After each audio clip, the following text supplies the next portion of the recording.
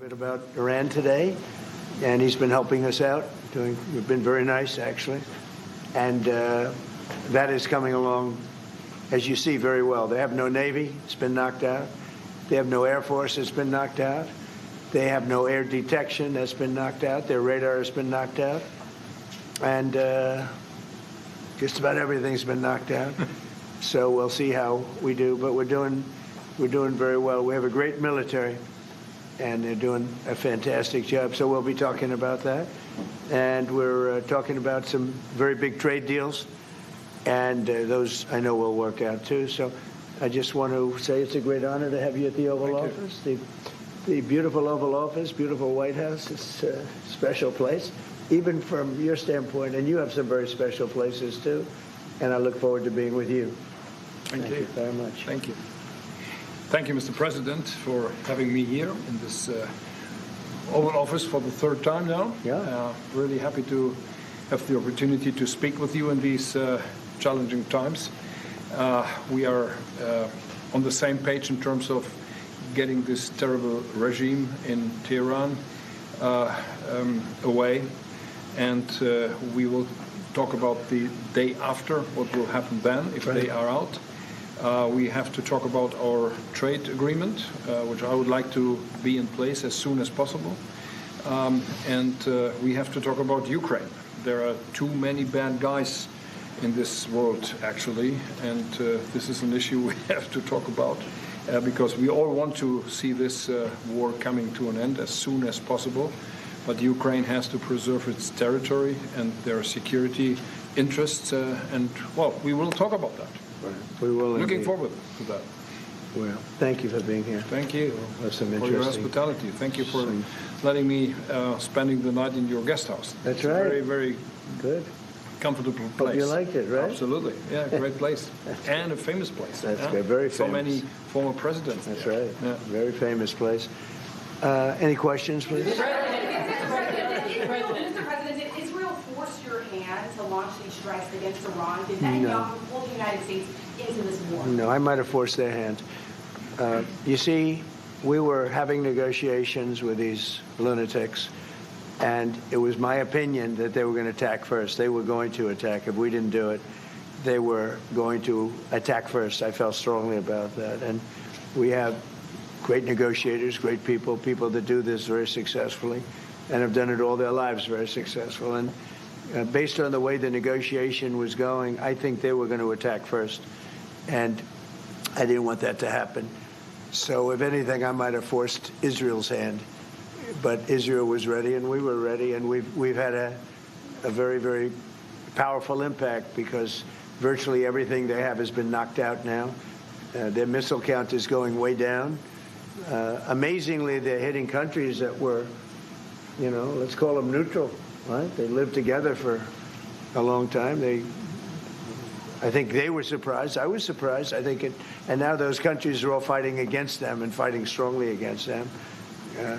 Someday they'll write a story and they'll say why they did that. But they hit countries that had nothing to do with what's going on. They were sort of leaving everything alone. All of a sudden they had missiles shot in, which shows you the level of evil that we're dealing with. They'll hit people that were actually at least somewhat friendly, and they had no problems with it. Also hitting only civilian places, hotels and apartment buildings, and we're hitting them where it is much more appropriate. We're hitting them very hard. And the big scale hitting goes now. They no longer have air protection. They no longer have any detection facilities at all left. And so they're going to be in for a lot of hurt. These are bad people. These are people that killed. I guess it's 35,000. It's coming out 35,000 over the last 3 weeks. Protesters, 35,000 violently killed. So these are bad people. And the leader of the pack is gone. And as you know, 49 people were taken out in the first hit. And I guess there was another hit today on the new leadership. And it looks like that was pretty substantial also. So they're getting hit very hard, and we'll see what happens. A lot of people are coming forward. A lot of the people you would least suspect want to quit. They want to have immunity. They're asking for immunity, and probably at some point they'll be dropping, as you would say, laying down their guns. We'll see what happens. In the meantime, we're just continuing to go forward. Our military is the #1 in the world by far, and we are. Everything's big in my book. Venezuela was big. This is big. The original hit, Midnight Hammer, was big. Everything you view is big, but it's not considered very big by some standards, by some of our standards. We have a military like no other military that's ever been built. Yeah, please. Mr. President, what's the worst-case scenario that you have planned for in Iran? Well, I don't know if there's a worst case. We have them very much beaten militarily from the military standpoint. They're still lobbing some missiles. At some point, they won't even be able to do that because we're hitting all of their carriers. We're hitting all of their missile stock. You know, they built up all these missiles over the last few years. They had a lot of them. They've shot a lot of them, and we're knocking out a lot. I guess the worst case would be we do this, and then somebody takes over who's as bad as the previous person, right? That could happen. We don't want that to happen. That would probably be the worst. You go through this, and then in 5 years you realize you put somebody in who was no better. So we'd like to see somebody in there that's going to bring it back for the people.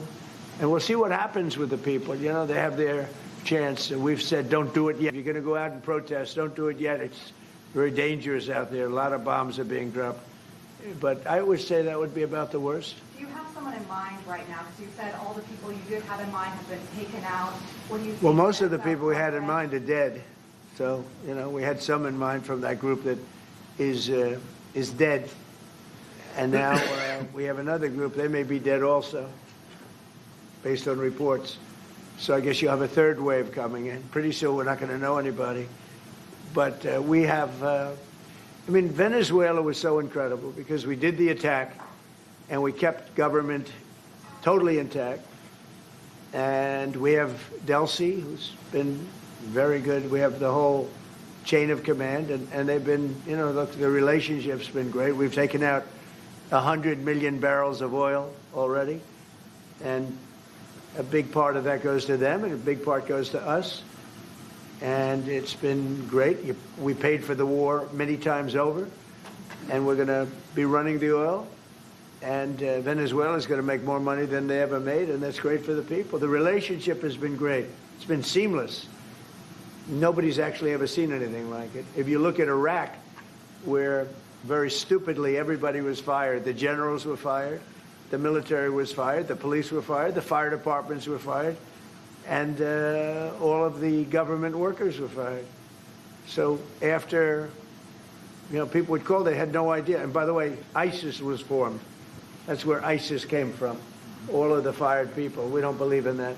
So we'll see what happens, but first we have to finish off the military. What do you think about Crown Prince Reza Pahlavi? Is he an option at all in your mind? I guess he is. Some people like him, and we haven't been thinking about too much about that.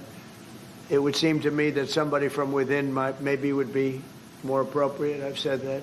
He looks like a very nice person, but it would seem to me that somebody that's there, that's currently popular, if there's such a person. But we have people like that. We have people that were more moderate. You know, these were radical lunatics, and you know what they get? They get nothing. All they do is kill people. Mr. President, what exactly was the imminent? You've asked, not your turn. Not your turn, please. Mr. President, you've been to take the heat off the Europeans to present to the Alfie Mark Rutte called on the allies to also help you. What does that mean? Well, you have to ask Mark Rutte if he said not as part of NATO, but to be helpful to you in this. Well, some of the European nations have been helpful and some haven't. And I'm, you know, very surprised. Germany's been great. He's been terrific. Others have been very good, terrific. I think that the head of NATO, Mark, is fantastic. Okay, Mark Rutte. I think he's fantastic. But some of the European, like Spain, has been terrible. In fact, I told Scott to cut off all dealings with Spain. Spain, first of all, it started when every European nation, at my request, paid 5%, which they should be doing. And everybody was enthusiastic about it, Germany, everybody. And Spain didn't do it. And now Spain actually said that we can't use their bases. And that's all right. We could use their base if we want. We could just fly in and use it. Nobody's going to tell us not to use it. But we don't have to. But they were unfriendly. And so I told him, we don't want to. Spain has absolutely nothing that we need other than great people. They have great people. But they don't have great leadership. And as you know, they were the only country that in NATO would not agree to go up to 5%. I don't think they would have agreed to go up to anything. They wanted to keep it at 2%, and they don't pay the 2%. So we're going to cut off all trade with Spain. We don't want anything to do with Spain. What is the expectation towards... And I'm not, by the way, I'm not happy with the UK either. That island that you read about, the lease, okay, he made it for whatever reason, he made a lease of the island. Somebody came and took it away from him. And it's taken 3-4 days for us to work out where we can land there. It would have been much more convenient landing there as opposed to flying many extra hours. So we are very surprised. This is not Winston Churchill that we're dealing with. Mr. President, what's your expectations towards Germany? What can Germany do and what should Germany do to help you with this one? Well, I think they're doing it. I mean, they're letting us land in certain areas, and that's, we appreciate it. And they're just making it comfortable. We're not asking them to put boots on the ground or anything. I mean, we're just they're a respected country. I have a very good relationship with the country. We have, in particular, now with this leader, with this new leader. I think he's an excellent leader. I had my differences with Angela. I said, "You're hurting your country with immigration, and you're hurting your country with energy." And we have a man sitting on my right that is, I think, pretty much the opposite of her on energy and the opposite on immigration. And I think he's doing very well. Commercial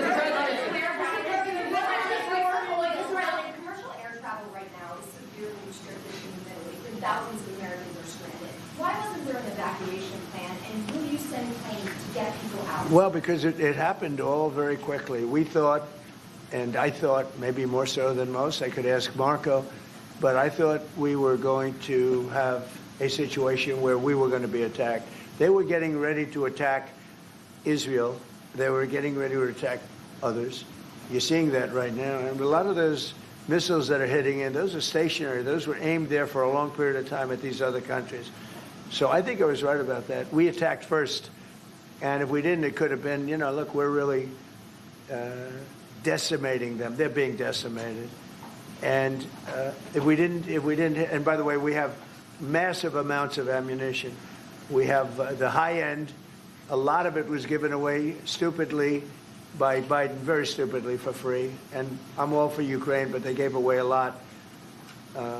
As you know, when I give away ammunition, everybody pays for it. The European Union's paying for it. Then they can do what they want with it, but they are giving it, let's say, to Ukraine, and it's okay. But we gave away a lot of high-end, but we have plenty. But we have unlimited middle and upper ammunition, which is really what we're using in this war. And we have really an unlimited supply. We also have a lot of the very high-end stored in different countries throughout the world. We're literally storing it there, which is actually something that I insisted on in my first term. I rebuilt the military in my first term. The military is great.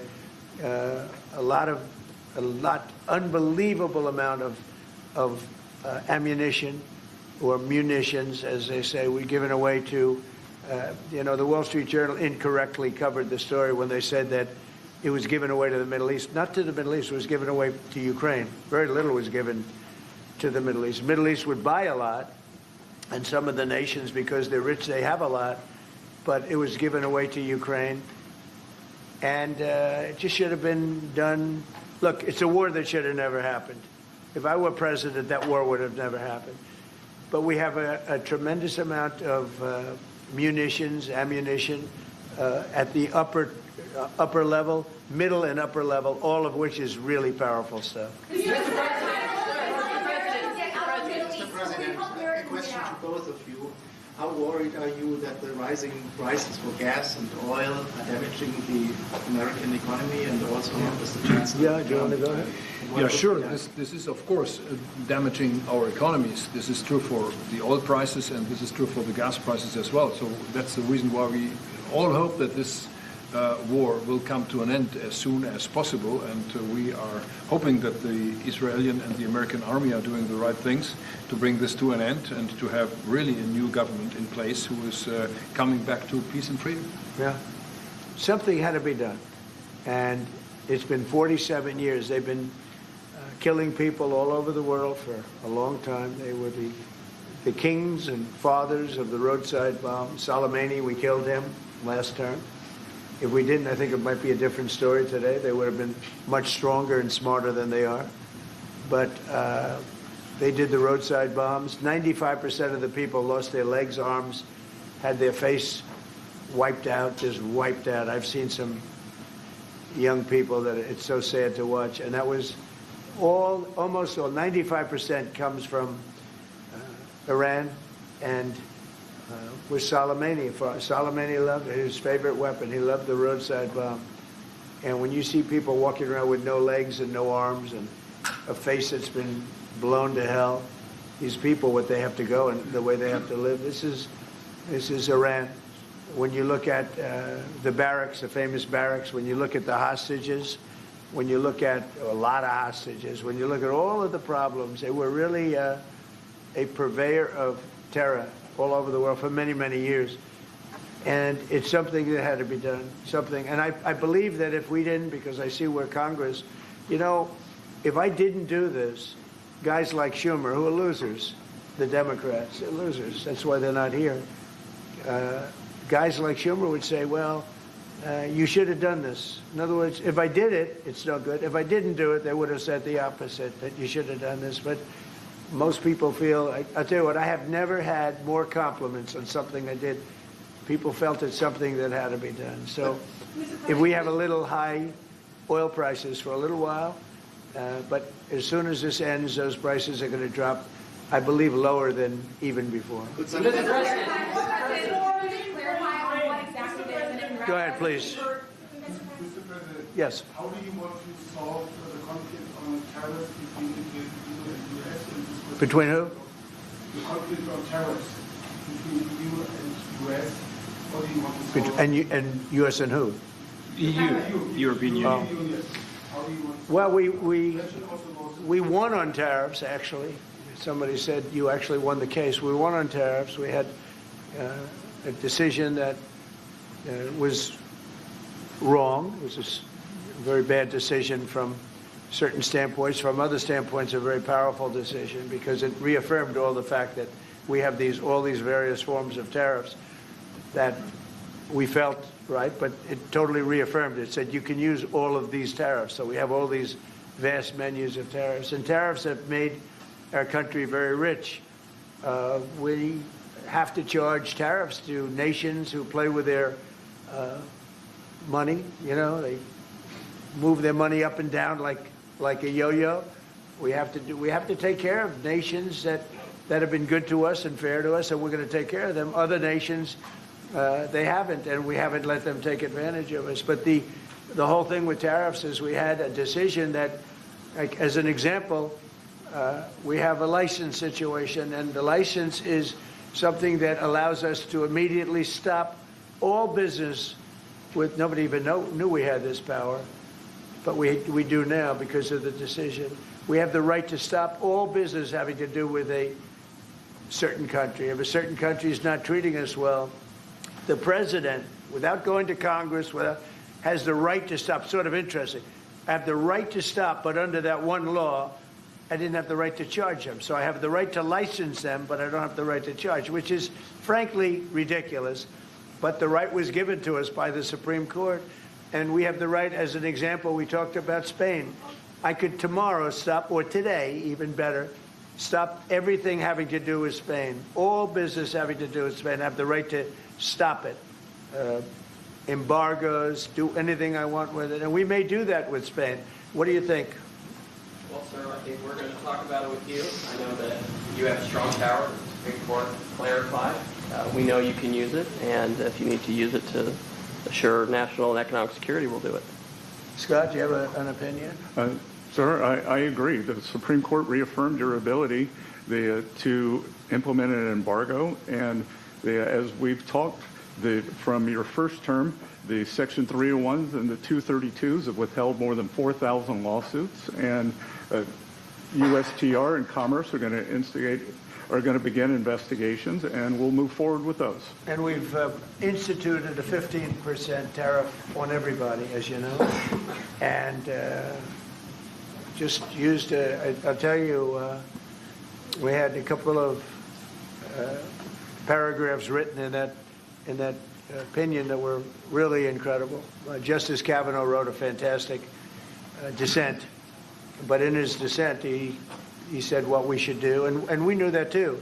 We just wanted to simplify it, and for some reason, I think, very, very foolishly, the courts decided no, but they said you can do it many other ways, and that's what we're doing. And what we've done is we've gone to a very simple, straight 15% tariff.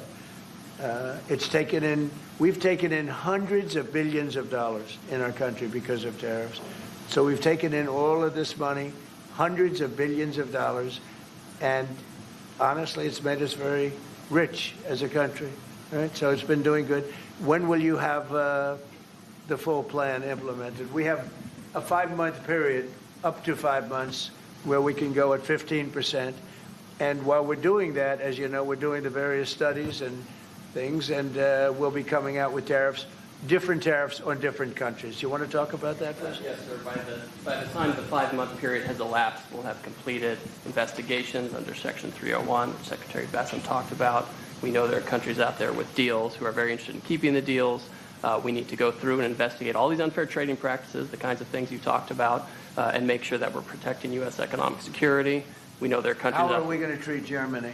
Well, I think you should hit them very, very hard. You knew he was right there when he said that. They have expressed an interest. Germany's been quite constructive in wanting to move forward and be helpful. The rest of you will talk to them as well. But obviously, I will say every single country wants to make the deal they already have. In other words, a deal that we have using the other authority, they want to make the same deal. And we'd like to see, actually, we're going to adjust it somewhat upward, actually, but they all want to stay in the deal, and so we'll probably be able to do that pretty easily. Ukraine, after all, Iran won't be able to deliver drones to Russia anymore. So what does it more mean to Ukraine? And having Chancellor Merz sitting next to you, who would you call if you want to talk to Europe? And Chancellor Merz, you've just been in China, the president... Who are you? What country are you from? I'm from Germany. Okay, I thought so. I could see. So, Mr. Chancellor, you have been in China, and the president... She likes you. In China, so I don't know. Will you be talking about China and what you specifically... We'll be talking about China, yeah. Sure. And what about you? I'll be going to China in a little while. Every time you meet, you talk about China. We respect China. I do. We both do, I think. But it's always a topic of conversation. We've had a very good relationship with China. We used to lose a tremendous amount of money with China, and that's no longer the case. We have a very, very good relationship with China, and we have a very good relationship with Germany. All right. Thank you, Mr. President. We've seen countries around the world, many of whom don't usually work together, working with the United States on Iran, whether it's Saudi Arabia working with the United States, Israel, Qatari shooting down Iranian aircraft, and we've also seen European countries step up. Why are we seeing such unity around the world against Iran? That's a great point. Look, they're just evil. They're it's not the politics; it's their whole philosophy. It's their whole where they come from. It's terrible. Where they killed 35,000, I thought it was 32. Now it turns out it's much more than 35,000 people, and in some cases using machine guns with people that have no weapon. They have no weapon, and they're being machine gunned. They're being sniped from buildings. They're hitting the people with snipers right through the eyes. It's just a very evil ideology, and nobody's really seen anything like it. as I said, even the fact that they've attacked all of their neighbors, and the neighbors weren't attacking. They thought they'd maybe sit it out or what. They've hit Qatar, they've hit UAE, they've hit Saudi Arabia, they've hit Oman. They were helping us negotiate. They got hit. Everybody got hit because they're evil and they're bad.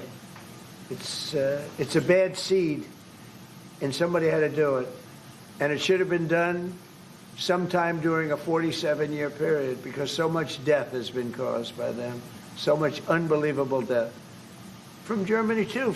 Germany's been hit. Everybody's been hit by them. It's an evil ideology, and I've never been, look, I've done a lot of good things. So many people are saying, thank you, thank you, thank you. You see it in the streets of Los Angeles. They have thousands of people. I saw it the other day, pictures of Donald Trump.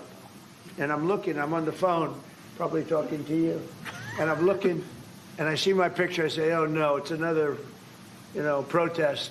I see my, and then I started saying, boy, they were very friendly people. And then I saw a woman hugging the picture of me.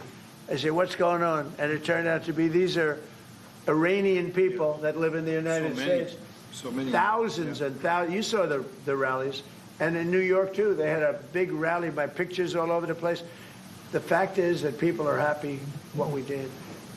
And you could never, and I've always said it, you could never have had true peace in the Middle East if Iran was allowed to go, even beyond the nuclear. If Iran was allowed to have look at all the missiles they built. A lot have been now taken out by us, and a lot have been expended. But they had thousands of missiles in a fairly short period of time. And I'll go two things. The attack that we did, known as Midnight Hammer, had we not done that, Iran would have had a very powerful nuclear weapon within 1 month. We did it. It was great timing, but, and you've been able to see that too. The other thing was Barack Hussein Obama made maybe the worst deal I've ever seen because he gave all power in the Middle East to Iran. He went the exact opposite way, and I terminated that. If I didn't terminate that deal, they would be sitting with a massive nuclear weapon 3 years ago, which would have been used already on Israel at least, and other countries also. And we wouldn't be talking about it right now.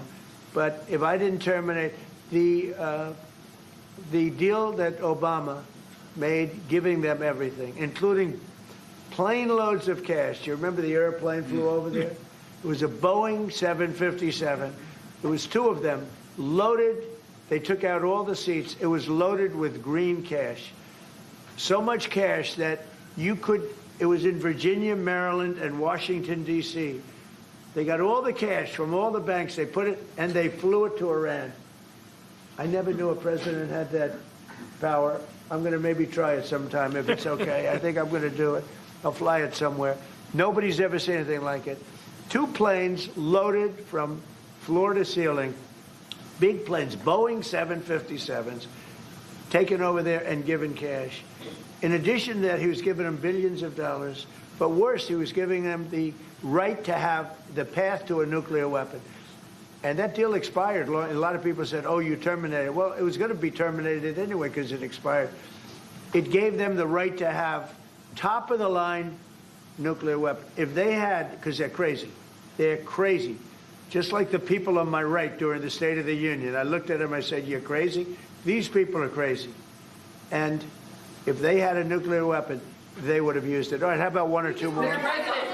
President. Go ahead, please. Chancellor Merz, you just heard that the president is thinking about punishing Spain. What are your thoughts spontaneously on this, and what can you do to, Well, the answer on that is quite simple. We are trying to convince Spain to catch up with the 3% or 3.5%, which we agreed on in NATO. And as the president said, it's correct. Spain is the only one who is not willing to accept that. And we are trying to convince them that this is a part of our common security, that we all have to comply with these numbers, and this is 3.5 for military and another 1.5 for our military infrastructure. So Spain has to comply with that. Spain has been very very uncooperative. And so has UK. Now, the second one is shocking, but this is not the age of Churchill. I will say the UK has been very, very uncooperative with that stupid island that they have, that they gave away and took a 100-year lease, having to do with perhaps indigenous people claiming the island that never even saw the island before. What's that all about? And they ruin relationships. It's a shame. It's and that country, UK, and I love that country. I love it. My mother was born there. I love it. My mother was born there. My father was born. Right? He knows all about my father. My father was born there. So, you know, very places that you sort of automatically very feel warmly about. But the UK, what they're doing with energy and what they're doing with immigration is horrible. You have the North Sea. Somebody said yesterday, what would you do if you were the UK? Open up the North Sea. They got windmills all over the place that are ruining the country, ruining the landscapes, ruining the beautiful fields. Open up the North Sea. It's one of the greatest. Think of it. They buy their energy from Norway, which gets the energy, the oil, from the North Sea. So Norway drills in the North Sea and sells it to UK. And UK has a better part of the North Sea. Open up that. And number two, illegal immigration. They got to solve that problem. And I must say, that's not only UK, that's other parts of the European Union that have the same problem. Immigration and energy. The energy is through the roof, the highest in the world. And the immigration is, I mean, you know, look, you have places where in the UK, you have a terrible mayor of London, terrible. He's an incompetent guy. But you have Sharia courts. You don't have Sharia courts. You don't want Sharia courts. You have Sharia courts adjudicating law. So it's very simple. Immigration, very importantly, immigration and energy. And you bring it back. Otherwise, you're not going to bring it back. Okay. One more. Go ahead. I have a question for the Chancellor. Yes, please. To the Chancellor, Chancellor Merz. Yeah.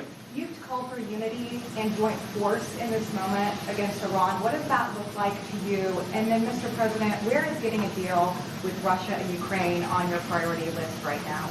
Okay, where you go. So we, as I said in Germany the last 2 days, we are supporting the United States and Israel to get rid of this terrible terrorist regime.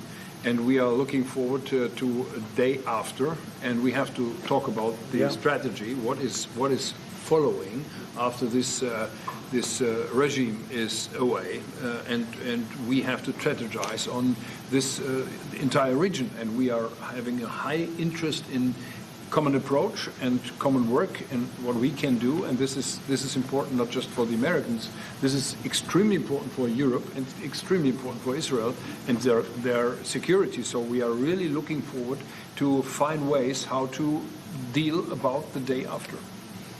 And as far as Russia, Ukraine, where is it on my priority list? Very high. We thought that, I thought it was going to be one of the easier ones. I've settled 8 wars, and actually maybe one more than that. But minimum 8 wars, big ones, potential India, Pakistan, big wars, very important, big ones. I thought this was going to be much easier than it is. There's tremendous hatred between President Putin and President Zelensky, tremendous hatred. I've seen a lot of hatred in my life, but I think this is about top scale.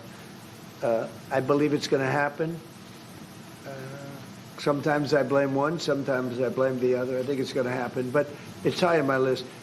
Not in that it affects the United States so much, because it's very far away, but last week and for the last 4 weeks, actually, 32,000 soldiers died. 32,000. And it's been averaging 25 to 30,000 soldiers a month have been dying in that stupid war. And I'd love to see it ended. It's the worst that there has been since World War II. If you can't get a deal, what will that mean for you? All you can do is do your best, you know. It takes 2 to tango. and they have to get along. They have to be able to talk to each other. They hate each other a lot. That has an impact, you know.